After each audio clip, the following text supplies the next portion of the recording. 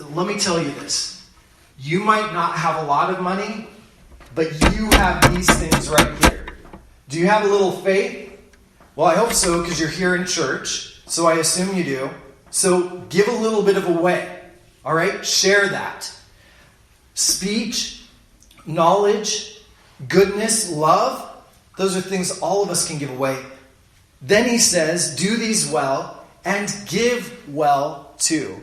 So he's talking about those and financial stuff as well. Peter also talked about this. He said this, 1 Peter 4:10.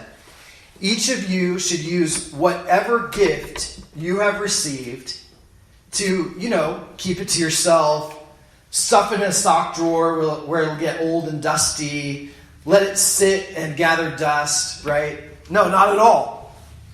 No, he says, use whatever gift to serve others as faithful stewards of God's grace in its various forms, right? There's that word again, grace, in various forms. So, Lexi, to answer your question, that means whatever form you get it, that is the form that the Lord will look to for you to give it away as well. At least a portion of it away, right? So, thank you for mentioning that, Jack. I was reading a quote by Carolyn Aaron. She's like a Christian musician. And this is what she said. This is the first and most fundamental lie, that God is not generous, that God is miserly or petty or somehow holding out on his creation. That is one of the biggest lies that we can believe. It was in the garden. Look to the garden. Look to the very beginning. Because there's one tree that he asked them not to eat from. And all around that tree was all of the abundance of everything that he had given them. And so what did the enemy use in their lives to say God is not good to you? That God is not being abundant to you? He used the one tree. And they began to look at that tree and go, maybe we're missing something here. Maybe God isn't good to us. Maybe he's holding out on us. And so I want to ask you, what is that one tree in your life? What is that one thing that maybe the enemy is using to hold you back and say, God is not good to you. He does not have your best interest in mind. He is not going to help take care of your needs. What is that one tree? Then begin to ask God for his heart and his truth. Then begin to look and see the abundance that is around you. So I just want to wrap up and just highlighting a couple of quick points on how not to give. Okay? First of all, in this verse, each of you should give what you've decided in your heart to give, not reluctantly. Not reluctantly. This reflects that attitude that we just talked about, right? That God is holding out on you, and you need then to hold back on giving generously. And then the second is this. He says, do not give under compulsion. And I've heard from so many people, they talk about how offended they are about how much the church talks about money. And TV preachers are probably the worst offender, right? I don't understand it, but I remember talking to a guy who's like, every Sunday. And I don't remember who it was. Maybe we talked about it. I don't remember. It was somebody that said every Sunday in the church that this person went to for a while, the pastor gave a mini sermon on how they had to give, how they had to tithe, and all this kind of thing. And I would imagine, after a while that gets wearing. And if that's your impression of the church as a whole, then who wants the church, right? God says, through Paul, don't give out of compulsion. That's not the right attitude. If somebody's constantly asking for money, don't give it to them. That doesn't mean that a ministry shouldn't ask for money. Paul sure did. It's more about how we respond to that. If you're responding with guilt, don't do it. All right? That's not the attitude. God is more concerned with the attitude that you give with than the amount that you give. What does it say about the amount that you give? You decide, but give generously. That's what he said. You decide what that is. Look at this again. Each of you should give what you have decided in your heart to give. You know what? It doesn't even say pray about how much to give, although I recommend that, But it says you decide in your heart how much of a giver you are going to be. But do it with the right attitude. Give generously. So let me ask this. So why, and maybe I'm just stirring the pot, but so why would the Bible specifically state 10% that you are to tithe 10% of what you have as a base? Mm-hmm. Okay, so why would if he's concerned only about cheerful giving, right, he commands 10%. Mm-hmm. So that's a great question, Jack. And I would love to unfold that. Sorry. No. There are probably other people that have that same question.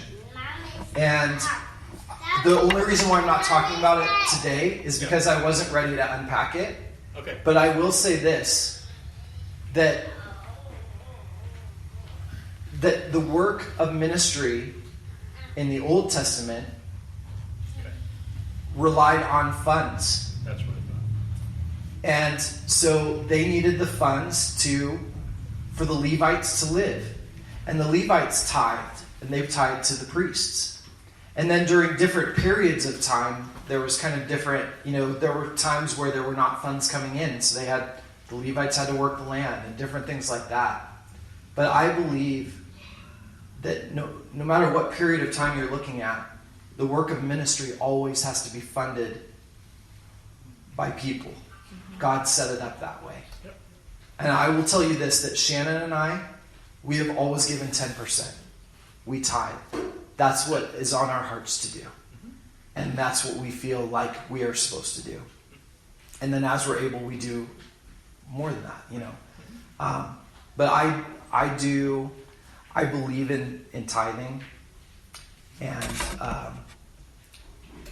but the New Testament is not clear on that. Yeah. If I could Know? say something real quick about that. Yeah. I mean, it doesn't really say anything in the New Testament about tithing, but it does say in Malachi chapter 3 that's withholding that is actually robbing from God. So that is the obligatory, if we look at it that way. Beyond that, that's where I see giving. You know what I mean? Yeah. That's just my 2 cents on that. Jesus didn't talk about tithing at all. Mm-hmm. But I believe that is, that's where you build up from. That's just my 2 cents. I believe what Jesus did is he upped the ante. He upped the ante. He upped the ante.